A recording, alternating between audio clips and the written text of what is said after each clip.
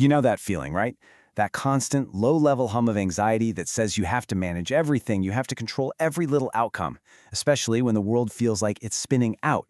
It's a feeling we all know. But what if real security isn't found in gripping tighter, but in actually letting go? Wow. I mean, just let that sink in for a second. This isn't just some nice, comforting thought. It's a declaration of reality from God himself. He's saying point blank, I'm in charge, my plan will happen. This is the bedrock truth for everything else we're about to unpack.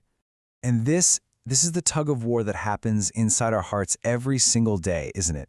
On one side, you've got that nagging voice of control, insisting that your safety, your future, it's all on your shoulders.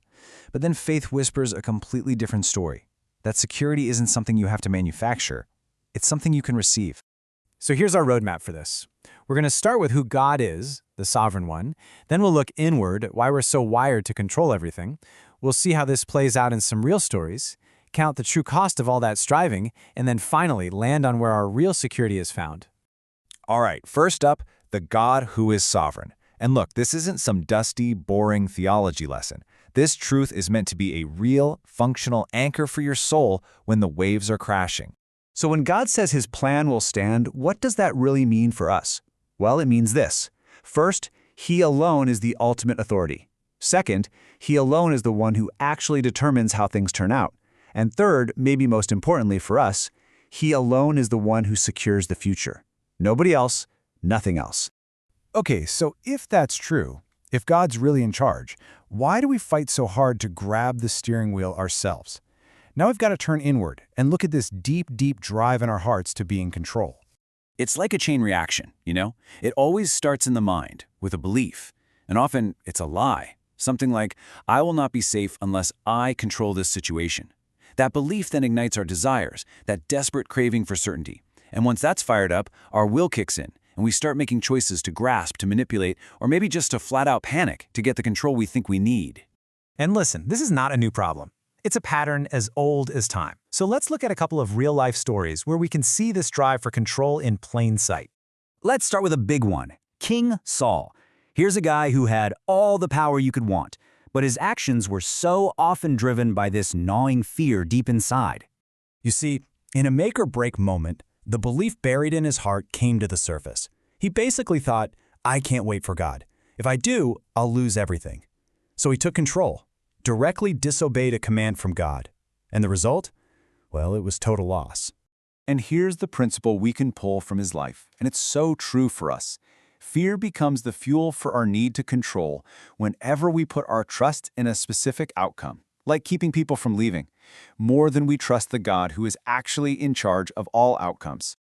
Okay, now for a totally different vibe, but the same root issue. Let's talk about Martha.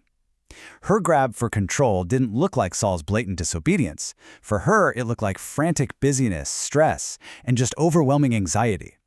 And Jesus' words to her, they're so kind, but they are so sharp. He sees right through the flurry of activity to the anxiety underneath. He knows she's trying to control the situation by making everything perfect. And it just goes to show, so often our anxiety is just our need for control, wearing a more acceptable outfit. So we see the drive, we see the patterns. But what's the actual fallout from all this striving and grasping? What's this trying to be in control really cost us? It's time to talk about the illusion of holding on. I love this picture because it's so perfect. Trying to control your life, the people, the circumstances, the future, it's just like trying to scoop up air and hold it in your hands. It's a total illusion. I mean, think about it. You can try. You can absolutely grasp for it. You can tighten your grip, white-knuckling your way through the day. But at the end of it all, you will never, ever truly hold it. And you know why? Because you were never designed to. We were made to depend on the one who holds it all, not to hold it ourselves. And this is so key. We have to get really clear on what God does and does not promise. Nowhere does he promise us a life that's perfectly controlled or predictable, but he gives us two promises that are infinitely better: his constant presence with you in every moment, and his good purpose working through every circumstance. And that brings us right here. If control is just an illusion, if it only leads to anxiety and loss, then where in the world do we find real, solid, lasting security? We need a better anchor. This verse, this is the entire answer. The gospel is the ultimate argument against our frantic need to control. The logic is just rock solid. If God already gave you the most precious thing he had, his own son, why on earth would you think he's now going to hold out on you? Think about what the cross proves. First, it proves that God is 100% trustworthy. Second, it proves that he is completely for you. And third, it proves that your ultimate future is secure. And because our eternity is safe with him, we are finally free from the crushing weight of trying to manage today all by ourselves. So, practically, how do we start living this way? It's about changing the track our brain runs on. The old path says, I have to figure this all out now.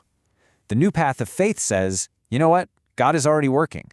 I don't need the 10-year plan. I just need to take one faithful step.